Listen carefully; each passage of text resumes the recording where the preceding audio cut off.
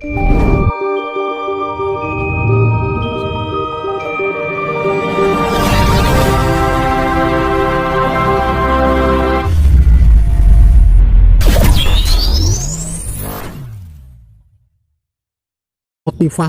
baru bergerak, tapi bergeraklah maka panjenengan akan termotivasi.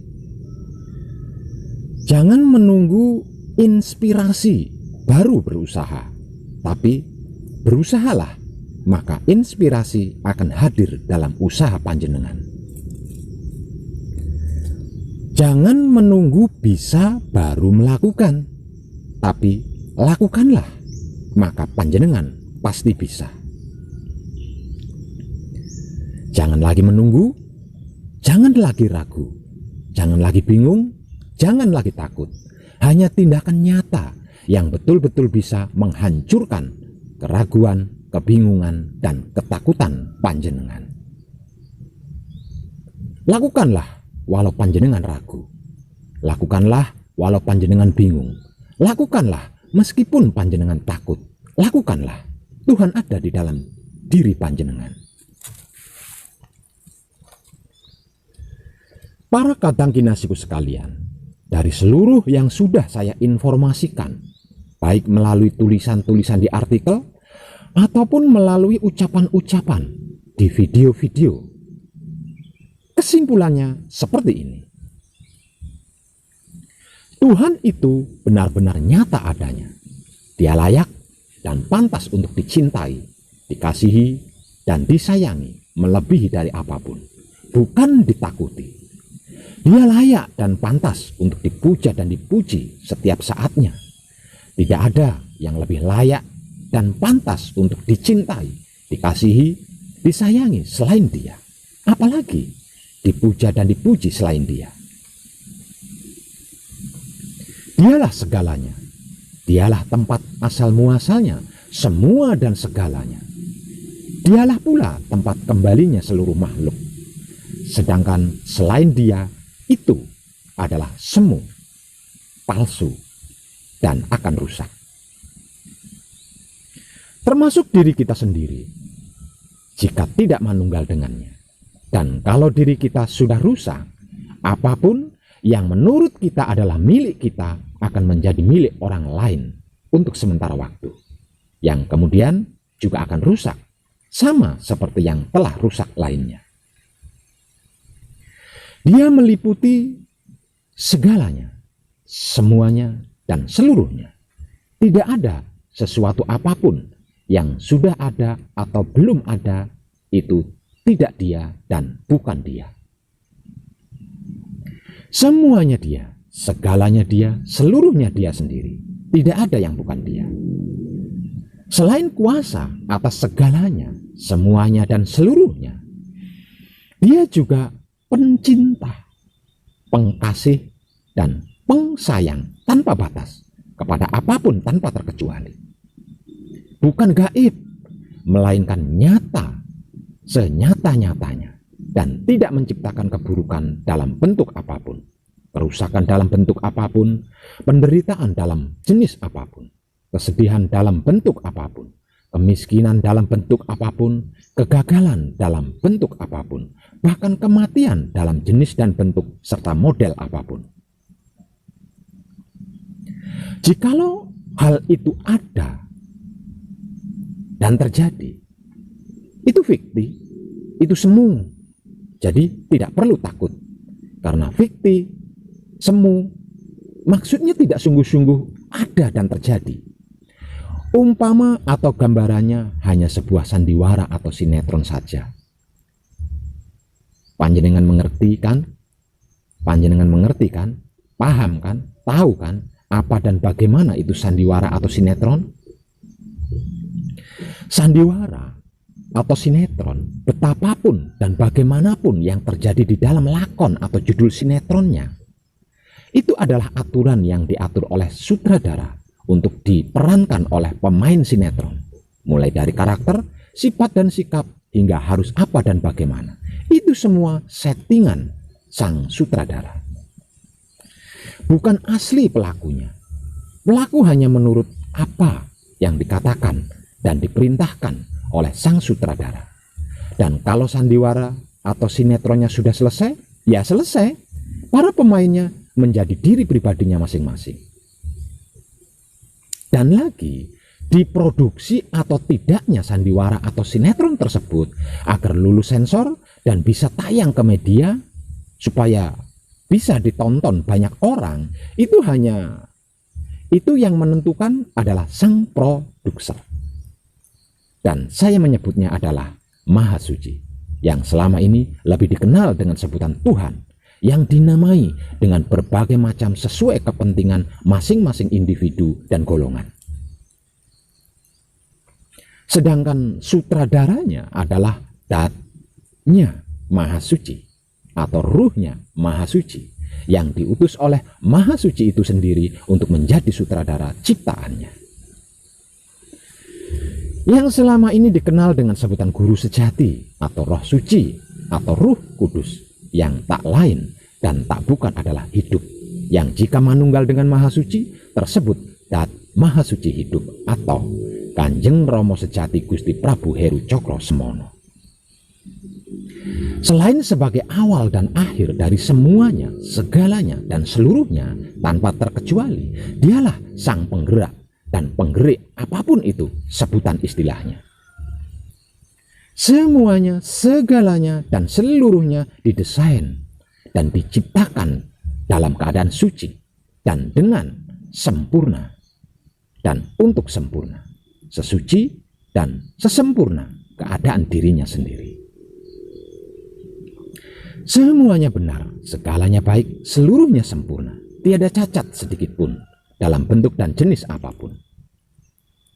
Sebab karena sebab semuanya, segalanya, dan seluruhnya itu dan ini tanpa terkecuali adalah bentuk wujud kenyataannya, Tuhan itu sendiri. Dialah yang menggerakkan semua perwujudan dan segala bentuk macam apapun. Dan dialah pula yang menggerakkan seluruh yang berpikir, berhati, dan bersahwat.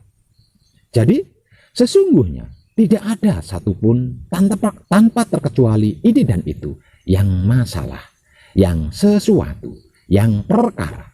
Karena seluruhnya adalah kesempurnaan dirinya sendiri. Kalau harus dipermasalahkan atau disesuatukan atau diperkarakan, sesungguhnya masalahnya itu, sesuatunya itu, perkaranya itu adalah belum menyaksikan dengan panca indera kepalanya sendiri secara nyata dan realnya dia, Dat Maha Suci hidup, sang penggerak dan penggerik seluruh makhluk ini. Cuma itu saja dan hanya itu saja, tidak ada yang lain. Kalau selain itu sudah benar semuanya, sudah baik segalanya, tidak ada yang buruk atau salah, apalagi dosa. Lawang dia sendiri hanya saja belum menyaksikan dengan panca indera kepalanya sendiri secara nyata dan realnya dia, Dat Maha Suci hidup, sang penggerak dan penggerik seluruh makhluk ini. Sehingganya pengertiannya tidak klik, pemahamannya tidak klik, pengetahuannya tidak klik, tidak klimak maksudnya, alias tidak sempurna, seperti garis hidup dalam hukum semesta alam. Sehingganya enggan, bahkan tidak bisa mau melakukan kesempurnaan abadi dari semuanya itu, segalanya itu, dan seluruhnya itu, dari yang sudah ada maupun yang belum ada, yang sudah terjadi maupun yang sedang terjadi ataupun yang belum terjadi. Yang disemangati dan dimaui adalah keluh kesah, protes, bahkan berkhianat atau ingkar dari kitab Loh Mahfudnya sendiri.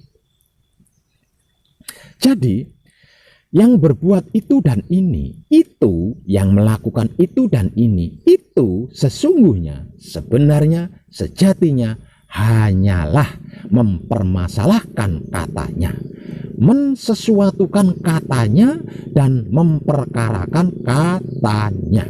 Sehingganya pada berhayal, berangan-angan, bermimpi, berbayang-bayang, berandai-andai, berimajinasi, dan berhalusinasi. Bukan yang sebenarnya, bukan yang sesungguhnya, bukan yang seaslinya, bukan yang sejatinya, melainkan kesemuan dan kepalsuan belaka. Lawang katanya, kan? Walau begitu, itu diperebutkan, dibela-belain, bertengkar, berdebat, saling sikut dan sikat sana-sini, hingga berujung saling menghancurkan, bahkan saling membunuh. Padahal itu hanya fikti, semu, katanya, bukan kenyataan real yang sesungguhnya. Bukankah itu juga Tuhan itu sendiri? Oh no, itu bukan Tuhan. Itu adalah karya sang sutradara untuk para pemain sandiwara atau sinetron, bagi para bintang yang terpilih untuk menjadi pemain sandiwara atau sinetron. Tuhan hanya memproduksi sandiwara atau sinetron hasil karya sutradaranya kalau itu layak dan menguntungkan. Jika hasilnya tidak layak dan menguntungkan, tentunya tidak akan diproduksi sandiwara atau sinetronnya. Lah, tidak menghasilkan apa-apa, paling-paling masuk tong sampah, lalu membuat sandiwara atau sinetron baru lagi. Benar. Para kadang kinasiku sekalian, dengan yang sudah saya informasikan tadi, berarti penyelesaian dari semua dan segala serta seluruh masalah, sesuatu dan perkara tersebut adalah menyaksikan sendiri dengan panca indera kepalanya sendiri secara nyata dan real apa dan bagaimana serta seperti apa plus di mana itu Dat Maha Suci hidup, bukan katanya apapun dan siapapun.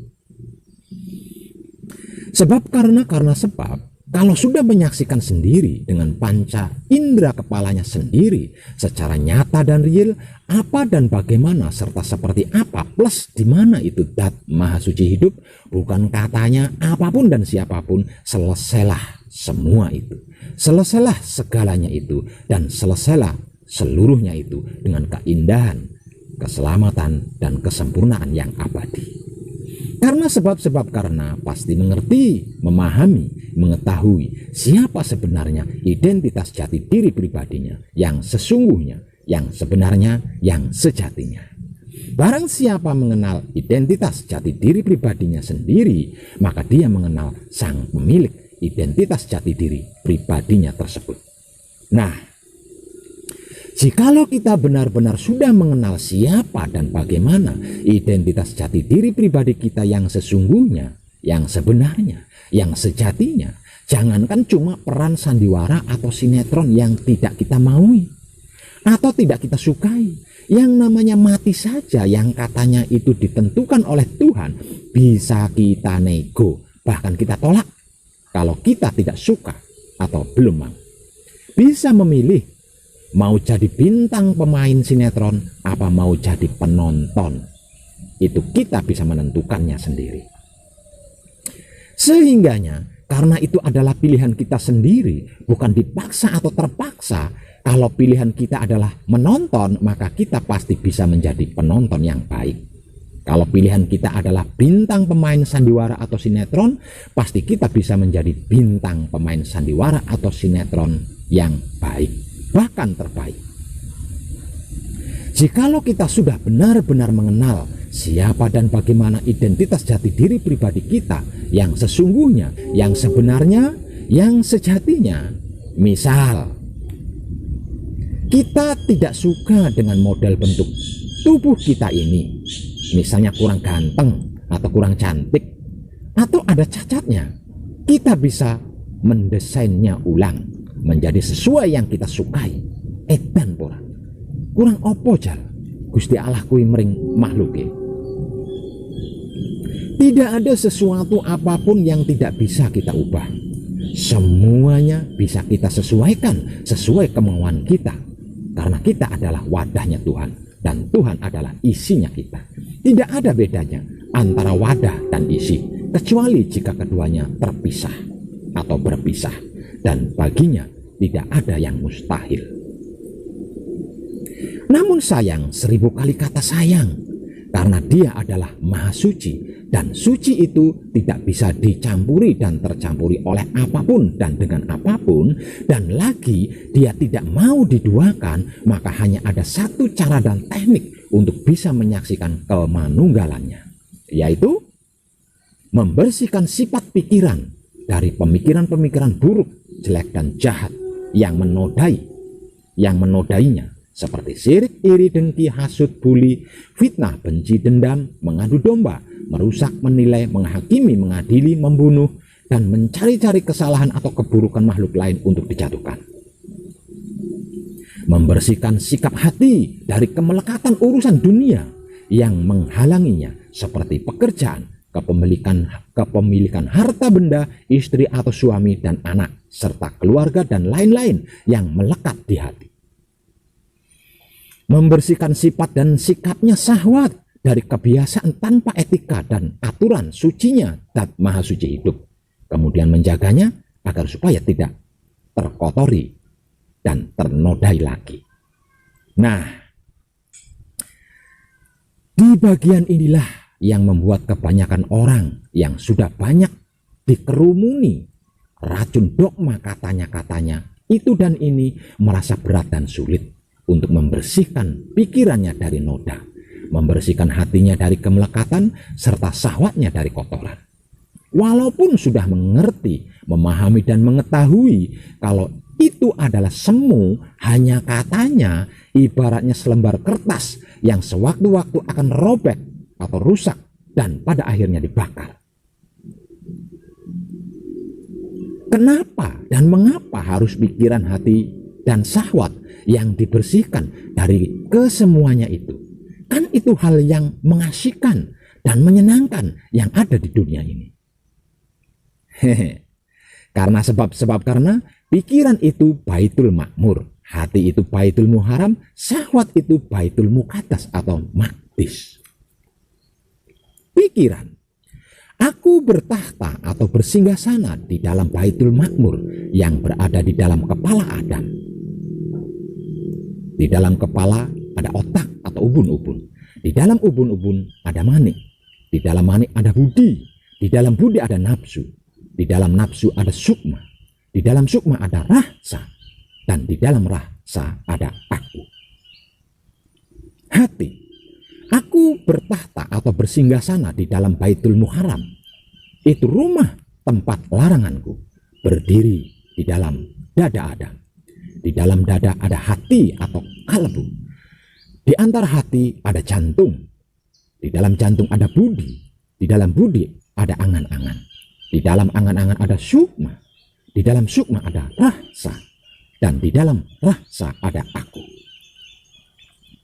Syahwat. Aku bertahta atau bersinggasana di dalam baitul muqaddas atau maqdis, yang merupakan tempat suciku yang berada di dalam kelamin Adam. Di balik kelamin ada penis atau kontol. Di antara penis ada pelir atau peler. Di dalam pelir atau peler ada nutfah atau mani. Di dalam mani ada madi. Di dalam madi ada wadi. Di dalam wadi ada manikem. Di dalam manikem ada rasa. Di dalam rasa ada aku. Maksud,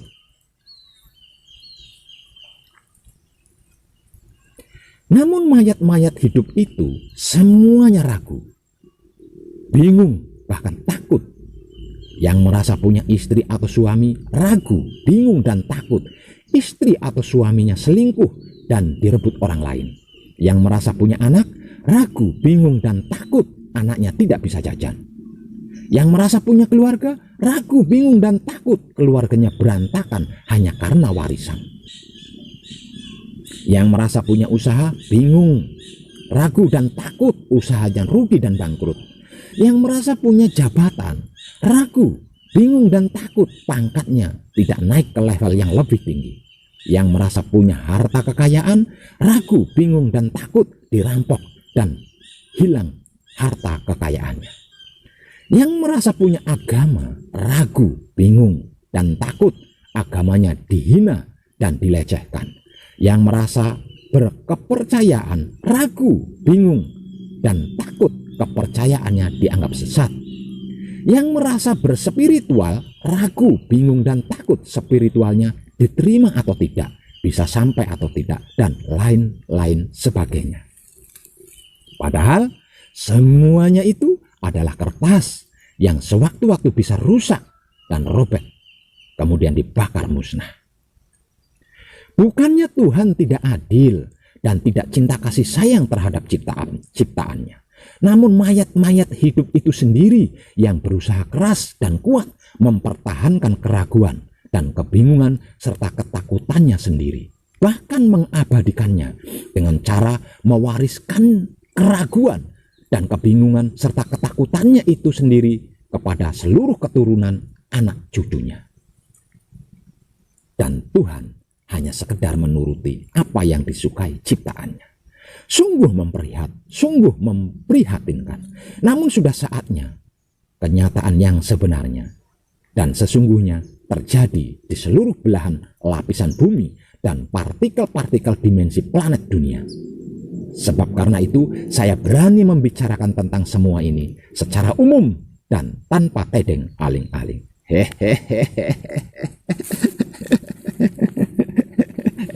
Dan tenang.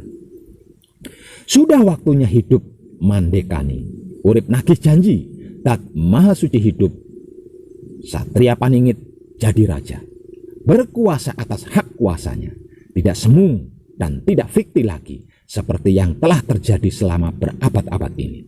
Sudah saatnya penyakit dan kemiskinan tidak ada lagi. Sudah saatnya kesedihan dan kesengsaraan serta penderitaan tidak ada lagi. Sudah saatnya kematian tidak ada lagi. Sudah saatnya perbedaan dan kepalsuan serta kemunafikan tidak ada lagi. Berganti dengan kemerdekaan sejati dan kemewahan yang sempurna lagi abadi. Segeralah saksikan kemanunggalan Dat dan maha sucinya Datmu. Kebebasan yang merdeka dari semua beban masalah serta kemewahan yang sempurna bahkan abadi akan menjadi hak resmi dan sah milik kita sesuai suratan yang telah ditulis dalam kitab perjanjian Loh Mahfud bagi seluruh makhluk hidup. Jika tidak, maka tersebut mayat hidup, dan mayat hidup adalah sampah semesta alam, dan sampah alam semesta harus disapu bersih agar supaya tidak mengganggu seluruh panca indera manusia hidup. Sebelum menyaksikan sendiri dengan panca inderanya, kepalanya sendiri, kemanunggalan Datmu dan maha suci hidupmu, betapapun jumlah amal ibadahmu, betapapun ilmu pengertian, pemahaman dan pengetahuanmu tanpa guna, hanya akan semakin memperdaya dirimu sendiri. Berbuat baik akan diadili oleh kebaikanmu sendiri, melakukan keburukan juga akan diadili oleh keburukanmu sendiri. Betapapun yakin dan percayanya keimananmu, tetap akan seperti kapas di atas air, kambang kampul, terbawa arus kian kemari tanpa titik pasti untuk berlabuh. Toh tidak selamanya. Apa yang diberatkan? Hanya untuk beberapa saat saja, selagi kita berjuang, berkorban, dan mengabdi kepadanya. Setelah menyaksikan kemanunggalan Dat kita dengan maha suci hidup kita, kita kembali ke tengah keluarga kita, tetangga kita, dan masyarakat lingkungan tempat tinggal kita untuk menebar kesempurnaan cinta kasih sayangnya yang mewah lagi abadi. Jika dipilih untuk jadi pemain, kita bisa menjadi pemain yang baik. Jika dipilih untuk jadi penonton, kita bisa jadi penonton yang baik. Bisa menolong, bisa membantu, bisa menyelamatkan, bahkan bisa menyempurnakan. Apapun yang perlu ditolong, dibantu, diselamatkan, dan disempurnakan. Bukan sekedar jadi pemain atau penonton yang baik saja, namun tidak bisa berbuat apa-apa. Renungkanlah itu dengan kesadaranmu yang sadar hidupmu. Hehehe.